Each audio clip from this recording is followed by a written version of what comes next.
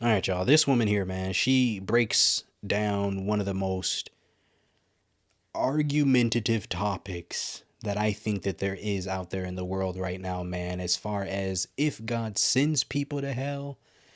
If God is so good as people say, why does he send people to hell?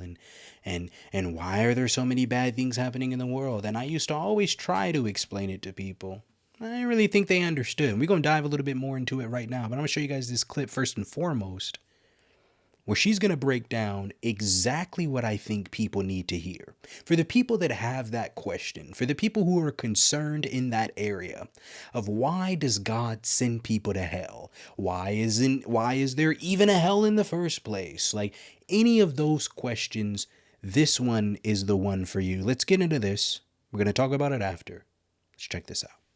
So everyone that doesn't believe in Jesus is just going to hell. Like there's no point. It's like when you choose, like you're not understanding that hell is the default location. Like we're not being sent there. Like we're already on our way there. We're already on our way to hell. We have made a reservation. And if you continue to choose a life, if you choose anything outside of God, if you continue to walk in that competitor lifestyle instead of the companion, which you have the option to. If you choose a life outside of God, your eternity is outside of God. Like that is your free will. That is your choice. And ultimately, a loving God is not going to force you to spend eternity with him. He wants you there. That's why he gave you the option.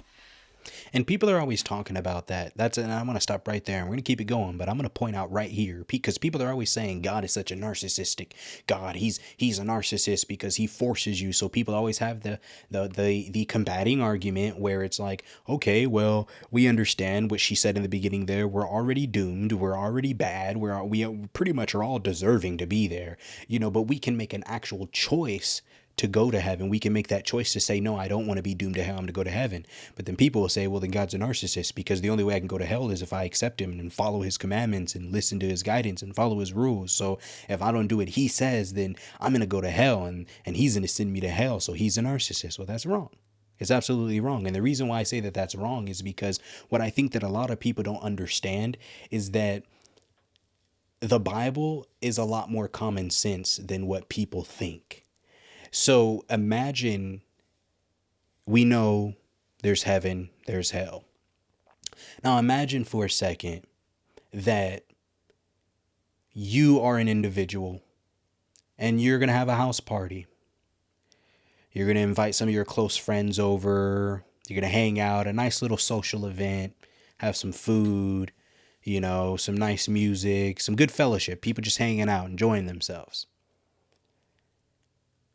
Would you invite someone into your home, your sacred place, your beat laboratory? Would you invite someone into that knowing that they hate you, knowing that they don't like you, knowing that they don't believe in anything that you do, anything that you say, they dislike you? And you've got your children in that home. You got your wife, you got your husband, you got your people in there. It's the same thing here, man. But but there's no difference because the reality of it is that if that person didn't hate you, you'd let them in. If that person didn't hate you and wasn't so against you and didn't have so many ill feelings towards you, they'd be a part of the event. They'd be a part of the family. They'd be welcomed in. So why would we expect God to just openly welcome us in to a place that we don't even believe exists?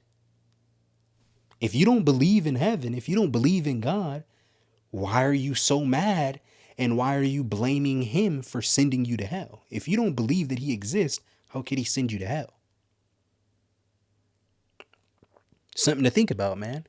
That's what makes me think that at times, are we the ones being narcissistic to request God to over and over and over and over again to just let us into heaven, even though we may be being blasphemous, we may be being disobedient, we may be being out of order?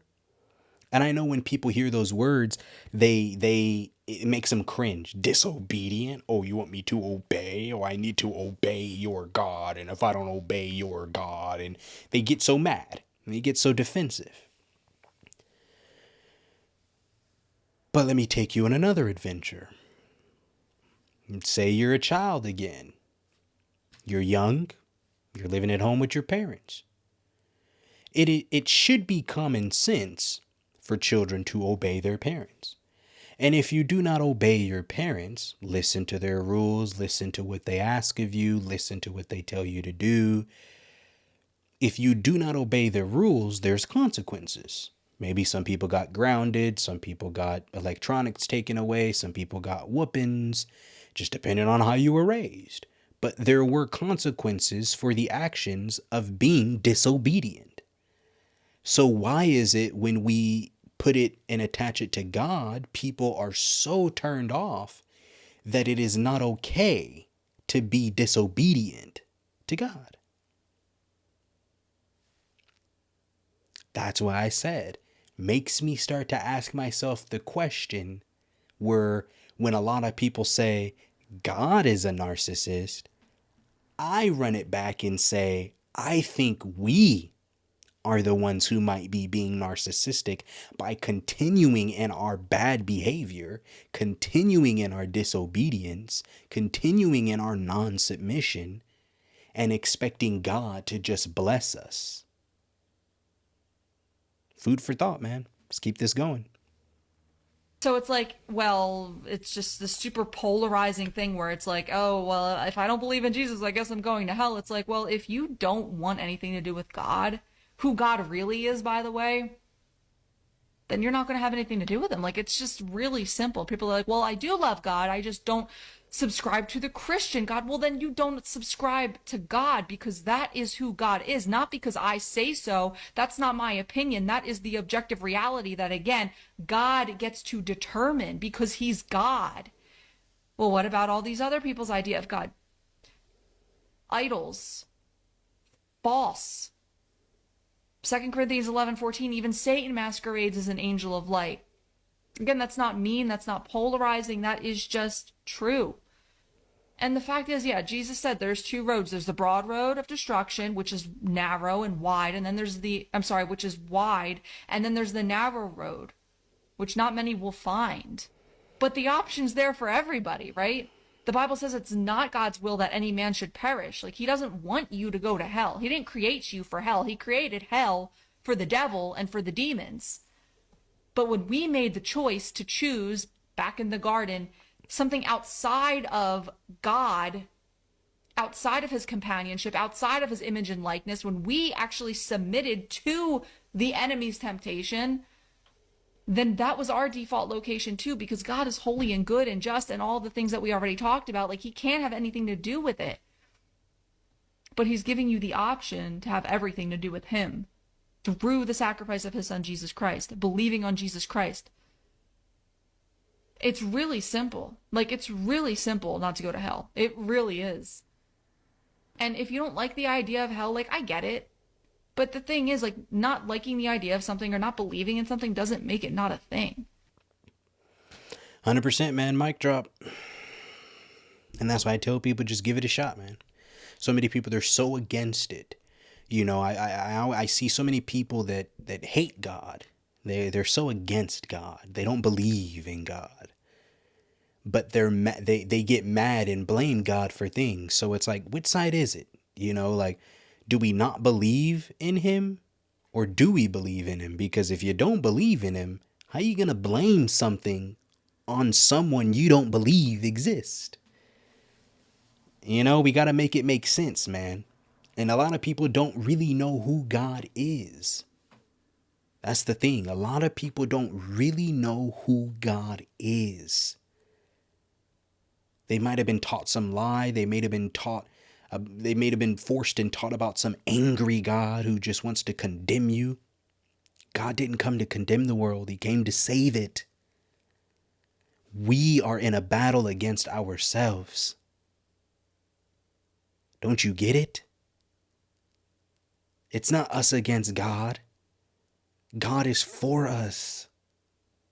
We're in a battle against ourselves every day, day in and day out, to choose good over evil, to choose Christ over ourselves. It's daily.